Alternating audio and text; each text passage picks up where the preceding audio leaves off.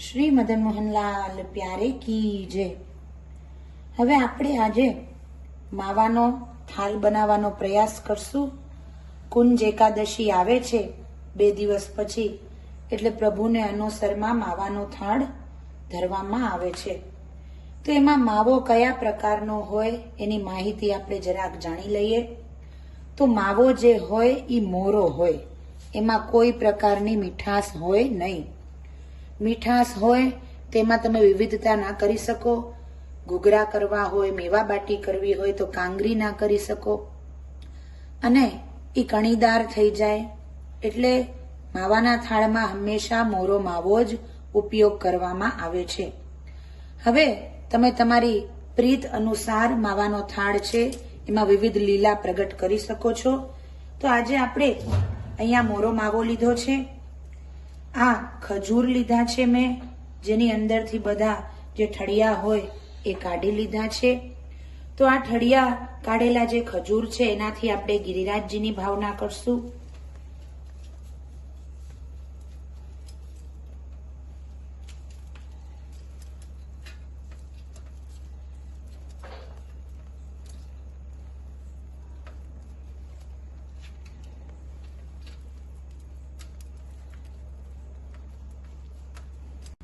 હવે ગિરિરાજજીની જે ભાવના આપણે કરી છે એમાં શ્રીને બિરાજવા માટે ગાદી અને તકિયા સિદ્ધ કરશું। તો આ મોરો માવો છે એને આપણે ઘાટ દેશું, ગાદી અને તકિયાનો।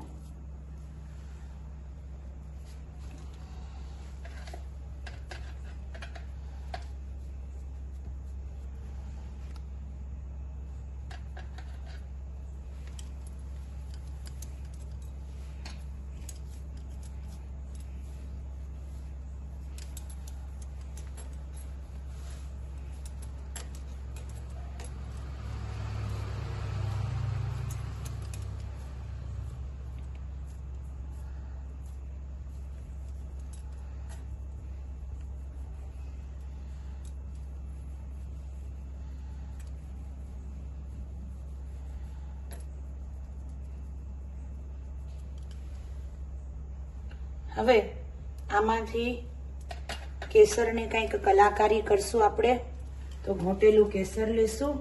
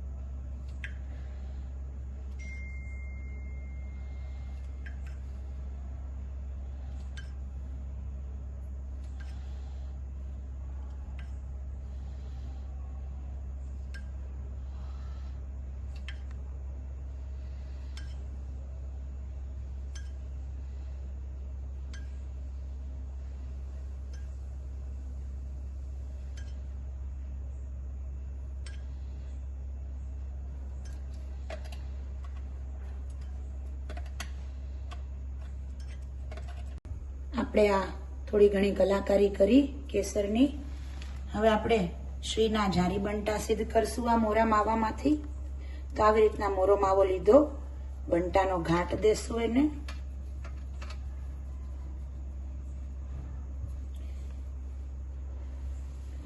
એનો બંટાનો ઉપરનો ભાગ બનાવશું।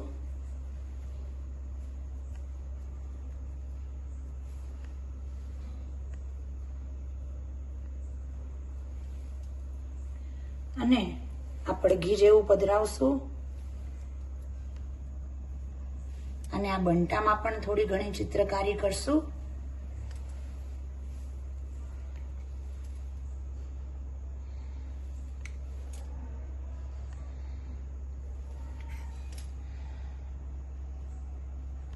કલાકારી કરીને બંટો આવો દેખાશે।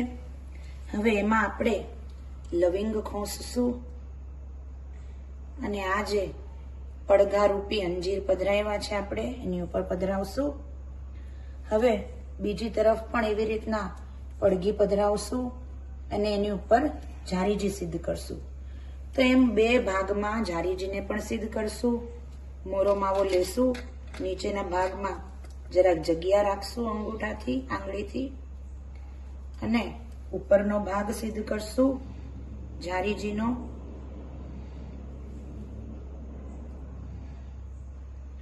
અને નાલચાના ભાવથી લવિંગ ખોસશું.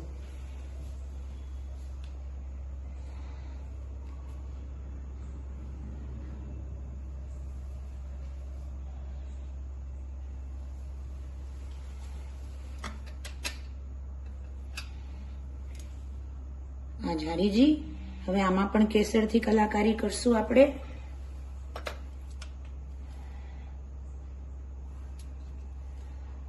હવે આ કલાકારી કર્યા પછી ઝારીજી કંઈક આવા દિશશે, એમને બી પધરાવશું. હવે ફાગણના દિવસો છે અને ફાગણના સમયમાં જ માવાનો થાલ સિદ્ધ કરીએ છે, તો રંગના કટોરા કેમ રહી જાય? તો મોરા માવામાંથી આપણે ગુલાલ, અબીર, ચોવાને ચંદનનો ભાવ કરશું. તો થોડોક માવો પધરાવશું, એમાંથી 4 વાટકા સિદ્ધ કરશું આપણે.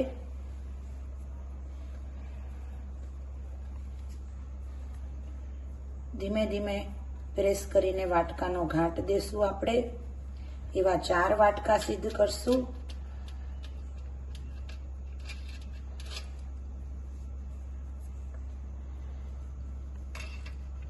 સુગડતાથી વાટકા સિદ્ધ કરવાના. પહેલો વાટકો અહીં પધરાવશું, બીજા 3 વાટકા પણ સિદ્ધ કરશું. આ 4 વાટકા તૈયાર થઈ ગયા છે. એમાં આપણે પ્રથમ ગુલાલના ભાવથી કેસર ભલશું, અબીરના ભાવથી ટોપરાનો ભૂકો,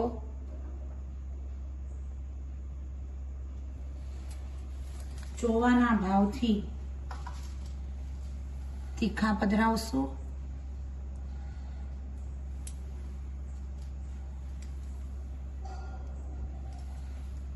અને ચંદનના ભાવથી મોરા માવાની અંદર થોડુંક કેસર પધરાવીને એ માવો જે છે એની અંદર પધરાવશું. તો આ ગુલાલ, અબીર, ચોવા અને ચંદનનો ભાવ આપણે કર્યો. હવે આપણે થોડુંક લીલોતરી કરશું ગિરિરાજજીની આજુબાજુમાં. સંતરા છે, સંતરાના ફોતરા છે એ મેં બધાએ સિદ્ધ કરી લીધા છે.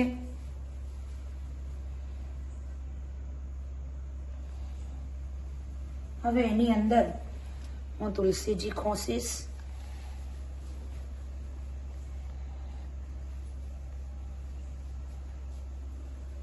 આખા ડાળખા હોય એ ડાળખા સહિત.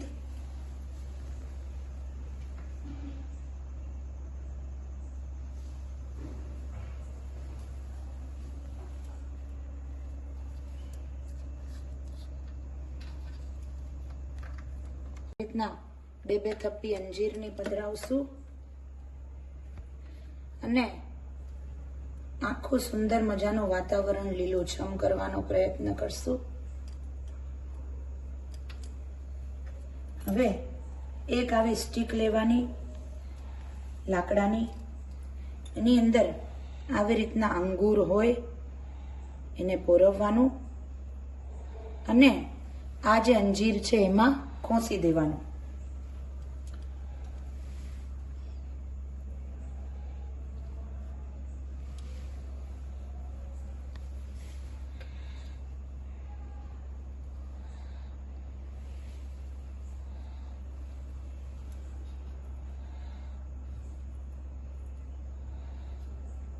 લગાડીને કરશું આપણે.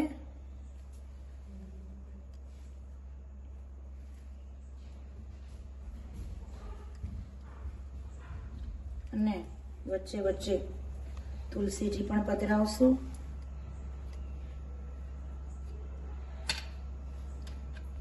હવે આપણે આ બેકગ્રાઉન્ડમાં બિછાવવા માટે આ ટોપરાનું ખમણ છે, એની અંદર કેસર અથવા મીઠો રંગ તમે પધરાવી શકો છો અને આવો રંગીન કરી શકો છો. એ બેકગ્રાઉન્ડમાં પાથરશું.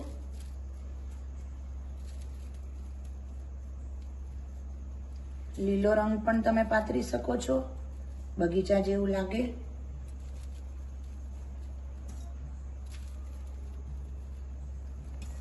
હવે બેકગ્રાઉન્ડ જે આપણે ખમણનું કર્યું એના પછી આવું લાગશે. હવે આપણે ભોગ સામગ્રી સાજશું. એની માટે મેં માંડવીનો જે ભૂકો હોય એની અંદર ચાસણી પધરાવીને આવી રીતના માંડવીના ભૂકાનો લોટ જેવો તૈયાર કર્યો છે. એની અંદરથી આપણે વાટકા તૈયાર કરશું, વાટકાના આકાર દેશું.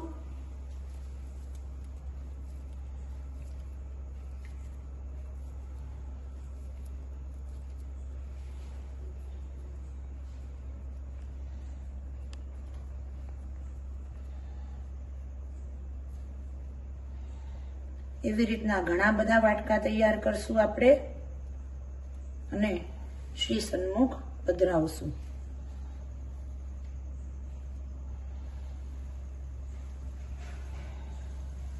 હવે આવી રીતના માંડવી પાકના ઘણા બધા વાટકા આપણે તૈયાર કરી લીધા છે. તમે જોઈ શકો છો આખું ભરચક થઈ ગયું છે. માંડવી પાક હોય એનો જે આપણે લોટ કરીએ એમાંથી જ વાટકા કર્યા છે. જો એક જ સાઈઝના જોતા હોય તો તમારે નાની વાટકી હોય એની ઉપર જ કરીને પણ કરી શકો છો, તો એક સરખા બધા વાટકા થાય. હવે એક એકમાં આપણે વિવિધ પ્રકારની સામગ્રીઓ કરશું. કશાકમાં સફેદ બુંદીનો ભાવ કરશું, કશાકની અંદર કેસરી બુંદીનો ભાવ કરશું. તમને વરખ ગમતો હોય તો વરખ પણ તમે લગાડી શકો છો. બીડાની સામગ્રીનો ભાવ કરી શકો છો. એવી રીતના વિવિધ તમે સામગ્રીઓ છે એ કરી શકો છો. સફેદ બુંદીનો ભાવ આપણે કરી લીધો. હવે એવી રીતના એ માવાની અંદર કેસર પધરાવીને આવી કેસરી બુંદી પણ મેં સિદ્ધ કરી છે અગાઉથી, જેથી આપણો વિડીયો ઘણો લાંબો ન થઈ જાય. એવી રીતના આપણે કેસરી લાડવા પણ કર્યા છે એના જ લોટમાંથી, માવામાંથી. તો વિવિધ સામગ્રી તમે સિદ્ધ કરી શકો છો. આવી રીતના કેસરી જે માવો હોય એને બીડાનો આકાર પણ દઈ શકો છો. તમે બીડા પણ એકાદી છાબમાં પધરાવી શકો છો ને એમાં લવિંગ ખોસી દેવાનું અને એવી રીતના બધાય બીડા સાજી લેવાના.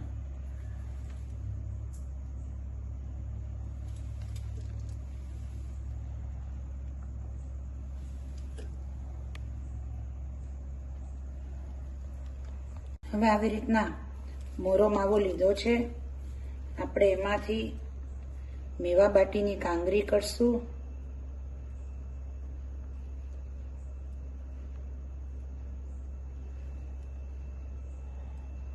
હળવાશથી કરવાનું, પકડવામાં સાવ હળવાશ રાખવાની જેથી કાંગરી સુંદર પડે.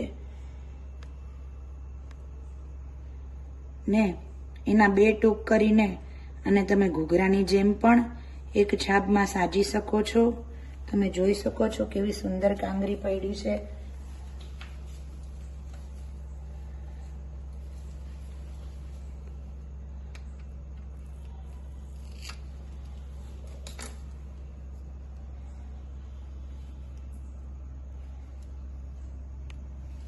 આવી રીતના કેસરવાળી પણ તમે કરી શકો છો.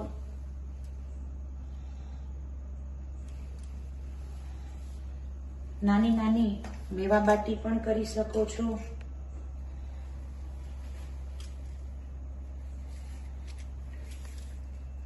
થોડો ઓછો માવો લેવાનો, સરસ મસળવાનો, થોડુંક ચપટું કરવાનું અને કાંગરી પાડવાની.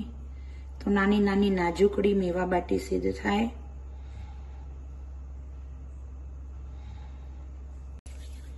સરસ મસળવાનો, થોડુંક ચપટું કરવાનું અને કાંગરી પાડવાની. તો નાની નાની નાજુકડી મેવા બાટી સિદ્ધ થાય.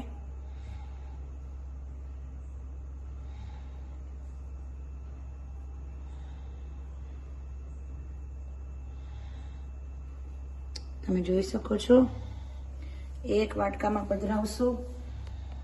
કેસરવાળી પણ કરી શકો છો.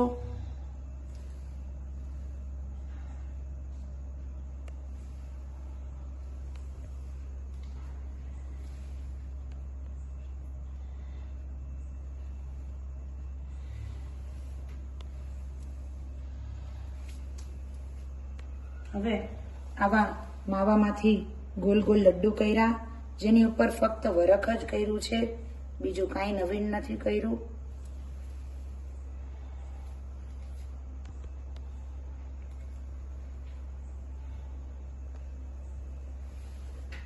એવી રીતના માવામાંથી બીડા આકાર કરીને લાડવા કર્યા છે, લાડવાનો આકાર દીધો છે.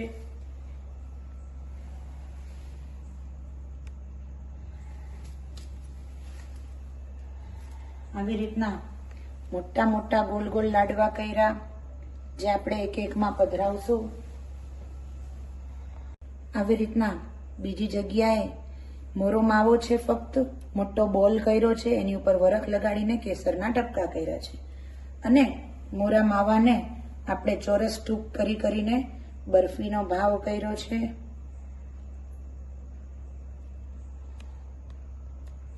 વિવિધ પ્રકારના શેપ્સ કરવાના, જેનાથી આપણે સામગ્રીનો ભાવ થાય ને વરખથી સુંદરતામાં અભિવૃદ્ધિ થાય. એવી રીતના તમે ત્રિરંગી બરફીનો પણ ભાવ કરી શકો છો. ઉપરનો પડ સફેદ, વચ્ચેનો પડ છે એ કેસરી, પાછો નીચેનો પડ આપણે સફેદ. એવી રીતના તમે સિદ્ધ કરી શકો છો. અહીંયા મેં જો કર્યું છે,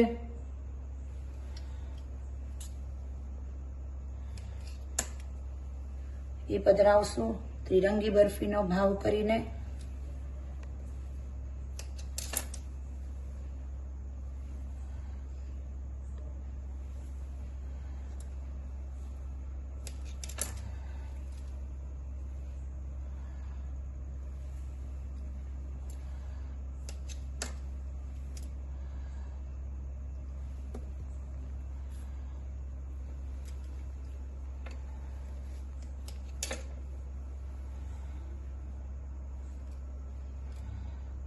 હવે આ 2 વાટકા માવામાંથી સિદ્ધ કર્યા છે.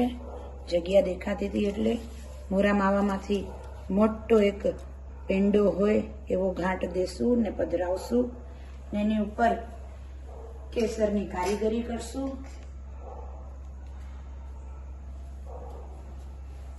આમાં તો તમને જેમ જેમ સૂચકો પડતો જાય ઘણી વિવિધતા તમે દર્શાવી શકો છો.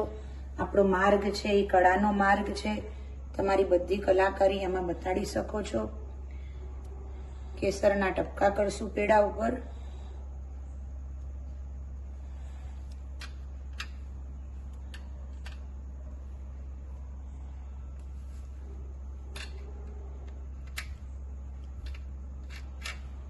એવી રીતના આ સફેદ સફેદ લડ્ડુ દેખાય છે, એની ઉપર કેસરના ટપકા કરશું આપણે. આ ગુંજા સફેદ દેખાય છે.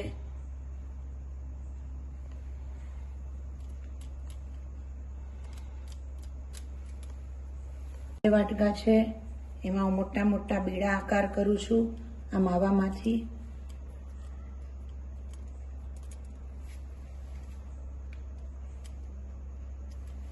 એવી રીતના બીજા વાટકામાં પણ પધરાવીશ.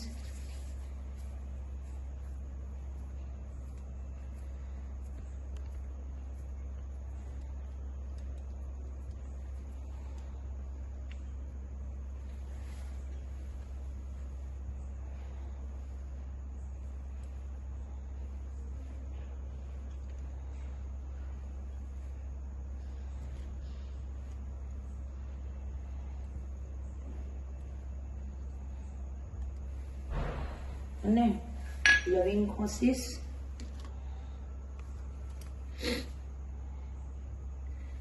હવે આપણો માવાનો થાળ છે એ તૈયાર છે પ્રભુને ભોગ ધરવા માટે. કુંજ એકાદશીના દિવસે સિદ્ધ કરજો, અનુસરમાં પધરાવજો. પ્રભુ ખૂબ સુખેથી આરોગશે.